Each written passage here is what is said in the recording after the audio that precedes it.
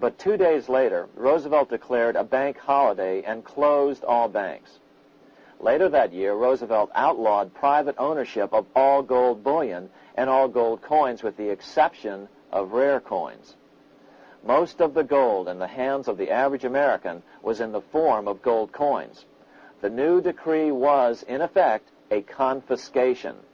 Those who didn't comply risk as much as 10 years in prison and a $10,000 fine, the equivalent of $100,000 today. Out in small-town America, some people didn't trust Roosevelt's order. Many were torn between keeping their hard-earned wealth or obeying the government. Those who did turn in their gold were paid the official price for it, $20.66 per ounce. So unpopular was the confiscation order that no one anywhere in government would take credit for authoring it. No congressman claimed it. At the signing ceremony, President Roosevelt made it clear to all present that he was not the author of it and publicly stated that he had not ever read it. Even his Secretary of the Treasury said he'd never read it either, saying it was, quote, what the experts wanted. Roosevelt convinced the public to give up their gold by saying that pooling the nation's resources was necessary to get America out of the Depression. With great fanfare, he ordered a new bullion depository built to hold the mountain of gold the U.S. government was illegally confiscating.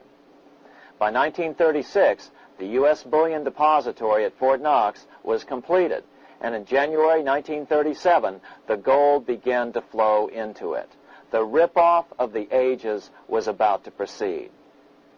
In 1935, once the gold had all been turned in, the official price of gold was suddenly raised to $35 per ounce.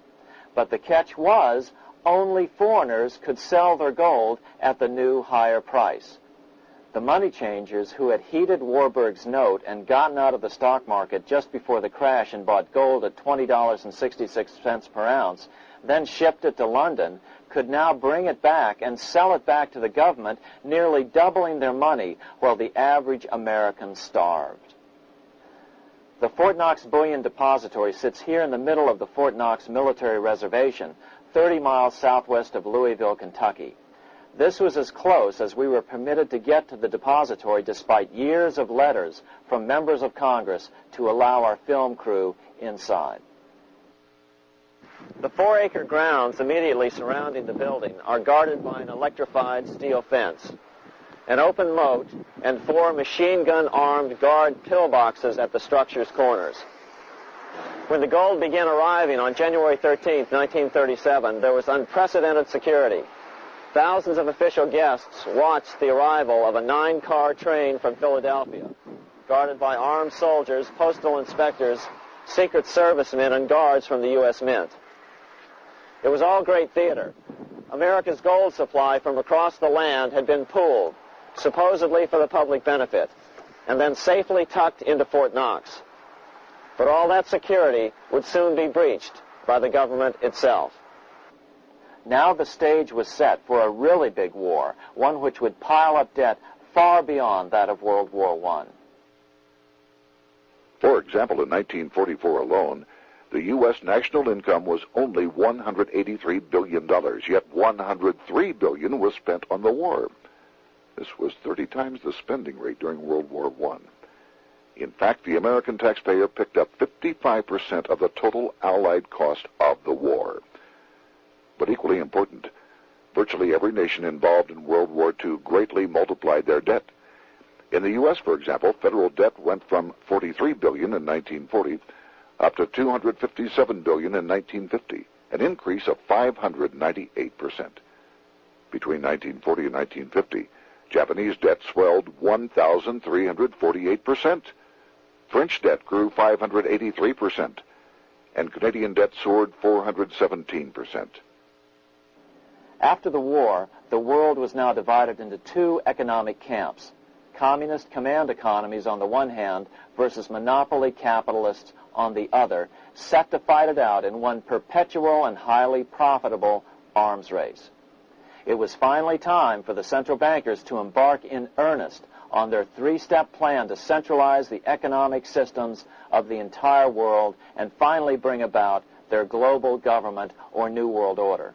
The phases of this plan were: Step 1, central bank domination of national economies worldwide.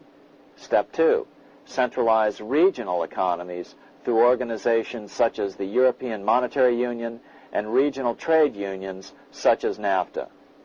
Step 3, centralize the world economy through a world central bank, a world money, and ending national independence through abolition of all tariffs by treaties like GATT. Step 1 was completed long ago. Steps 2 and 3 are far advanced, nearing completion. What about gold? Among central banks, the largest holder of gold is now the IMF. It and central banks now control 2/3 of the world's gold supply, giving them the ability to manipulate the gold market. Remember the money changer's golden rule: he who has the gold makes the rules.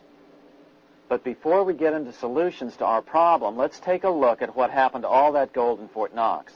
Because if we don't understand that the gold has been stolen, then when the crash comes, we'll allow ourselves to be stampeded into the wrong solution, a gold-backed currency. Most Americans still believe that the gold is still here at Fort Knox. At the end of World War II, Fort Knox contained over 700 million ounces of gold, an incredible 70% of all the gold in the world. How much remains? No one knows.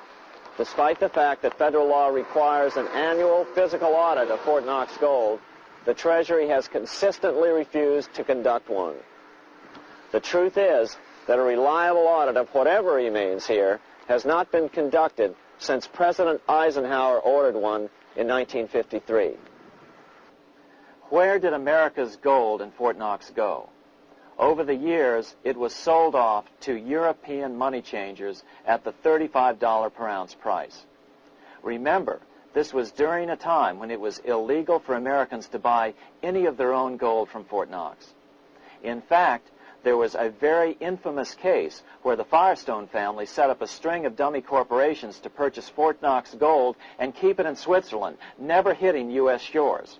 They were eventually caught, however, and successfully prosecuted. Finally, by 1971, all the pure gold had been secretly removed from Fort Knox, drained back to London.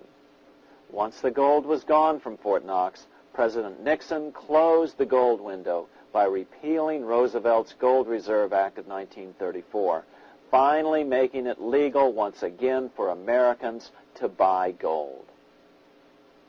Naturally, gold prices immediately began to soar. 9 years later, gold sold for $880 per ounce, 25 times what the gold in Fort Knox was sold for. One would think that eventually someone in the government would get wind of what was happening and blow the whistle. The largest fortune in the history of the world stolen. Shades of the old James Bond film, Goldfinger.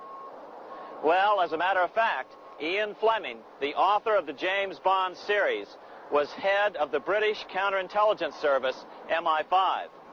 Some believe in the intelligence community that he wrote much of his fiction as a warning, as many authors of fiction do. If the removal of all the good delivery gold from Fort Knox can be viewed as a deliberate raid on the U.S. Treasury, then such an operation might well have been years in the making, namely 40 years. Certainly enough time for Fleming to get wind of it and try to prevent it. So just how did the story of the Fort Knox gold robbery get out? It all started with an article in a New York periodical in 1974. The article charged that the Rockefeller family was manipulating the Federal Reserve to sell off Fort Knox gold at bargain basement prices to anonymous European speculators. 3 days later, the anonymous source of the story, Louise Auchincloss Boyer, mysteriously fell to her death from the window of her 10th floor apartment in New York. How would Mrs. Boyer have known of the Rockefeller connection to the Fort Knox gold heist? She was the longtime secretary of Nelson Rockefeller. For the next 14 years, this man, Ed